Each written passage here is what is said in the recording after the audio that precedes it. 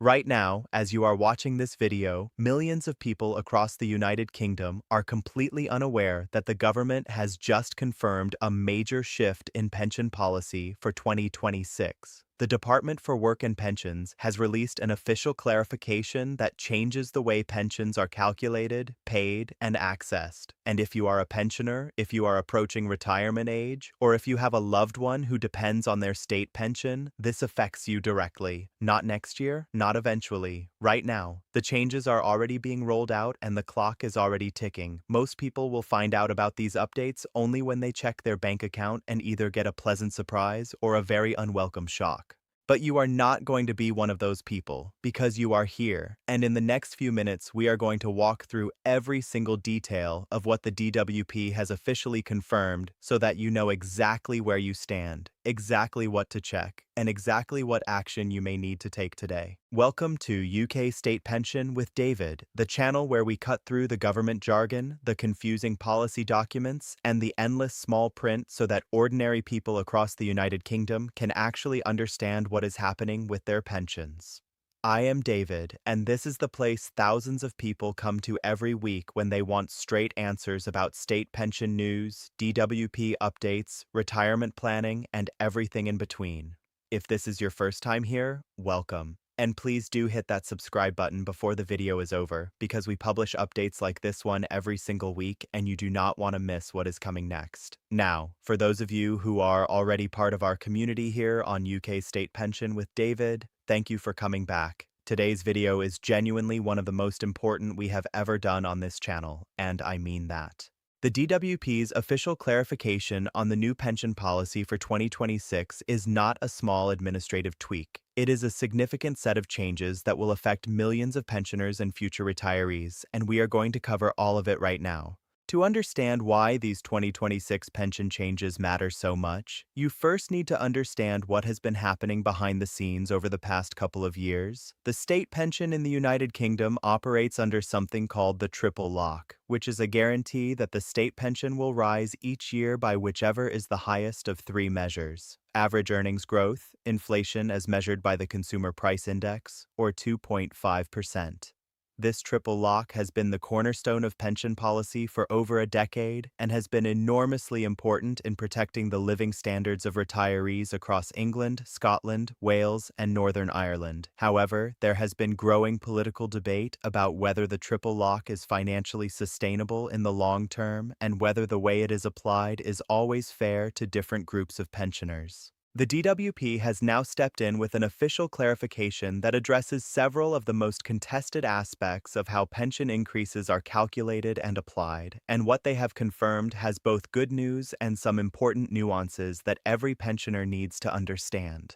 Starting with the most immediately impactful element, the confirmed state pension increase for 2026. The DWP has officially confirmed that the full new state pension rate is being increased in line with the triple lock commitment. For those receiving the full new state pension, this means a meaningful rise in the weekly and monthly amount landing in your account. This is the good news, and it is genuinely significant. If you have been worrying about whether the triple lock would be honored after all the political noise surrounding it, the DWP's clarification should offer some reassurance. The commitment has been upheld. However, and this is where a lot of people get confused, not every pensioner receives the full new state pension. Whether you receive the full amount, a partial amount, or are on the old basic state pension depends entirely on your national insurance record and the date you reached state pension age. If you reach state pension age before April 2016, you are on the old basic state pension system, and the calculation that applies to you is different. The DWP's new clarification addresses both systems, and it is absolutely critical that you understand which one applies to you personally. For those on the old basic state pension, the increase is also confirmed, and again it follows the triple lock formula. But the starting point is different. The additional components like SERPs and the state second pension interact differently with the increase. And some people in this category may find that their total pension income after the increase is quite different from what they were expecting. If you have never sat down and looked carefully at the breakdown of your pension payment,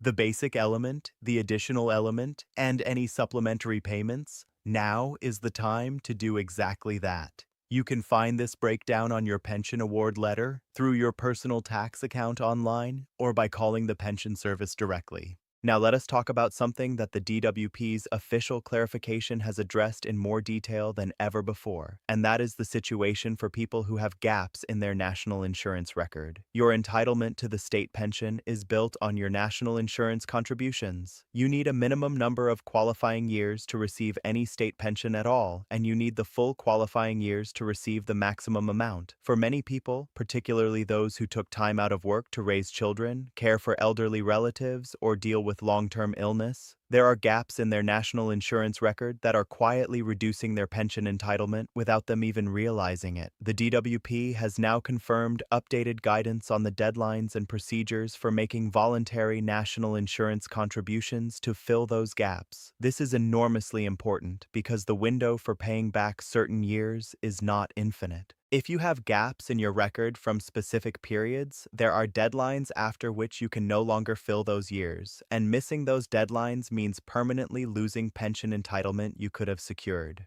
Check your national insurance record today using the government's Check Your State Pension service online. It takes minutes and could reveal a gap that is costing you money every single month of your retirement. Another aspect of the DWP's 2026 clarification that deserves real attention is the update around pension credit. Pension credit is a means-tested benefit that tops up the income of people who are on a low pension and is one of the most underclaimed benefits in the entire United Kingdom welfare system. It is estimated that hundreds of thousands of people who are entitled to pension credit are simply not claiming it, either because they do not know it exists, because they assume they will not qualify, or because the application process feels too daunting. The DWP has confirmed updated thresholds for pension credit eligibility in 2026, and the income level below which you can qualify has changed. This means that some people who checked in the past and thought they did not qualify may now be eligible. If your weekly income from all sources, including your state pension, any occupational pension, and savings income, falls below the confirmed threshold, you could be entitled to pension credit, and claiming it also unlocks access to other benefits, including help with housing costs, council tax, and even a free TV license if you are over 75. Do not leave this unclaimed. The application process has also been simplified, and the DWP has confirmed that you can now apply by phone, online, or by post, whichever is most convenient for you.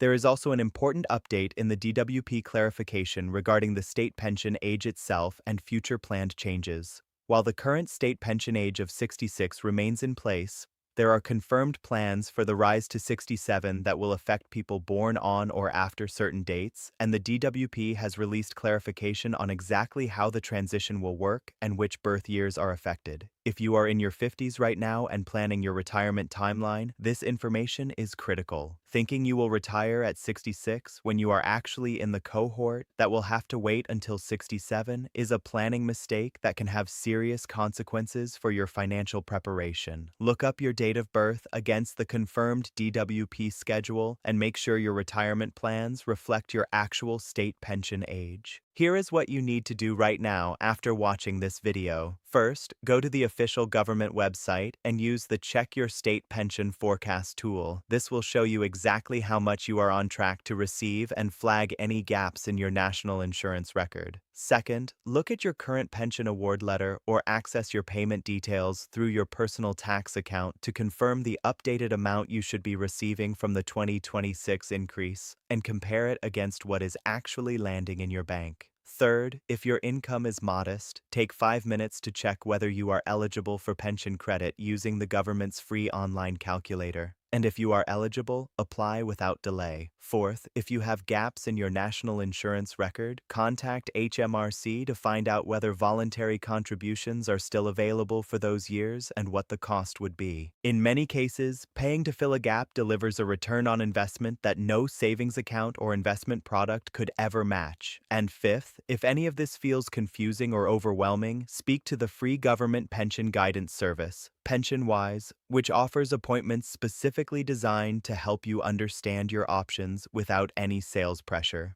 That brings us to the end of today's video here on UK State Pension with David. If you found this information useful, and I genuinely hope you did, Please give this video a thumbs up because it helps more people across the UK find this content when they need it most. Share it with a friend, a parent, a neighbor, or anyone you know who is either already retired or getting close to retirement age. These are the kinds of updates that change people's financial lives when they find out in time and hurt them when they find out too late. Subscribe to UK State Pension with David if you have not already done so, and make sure you turn on the notification bell so that every time we publish a new update like this one, you are the first to know. I am David, thank you so much for watching, and I will see you in the next video.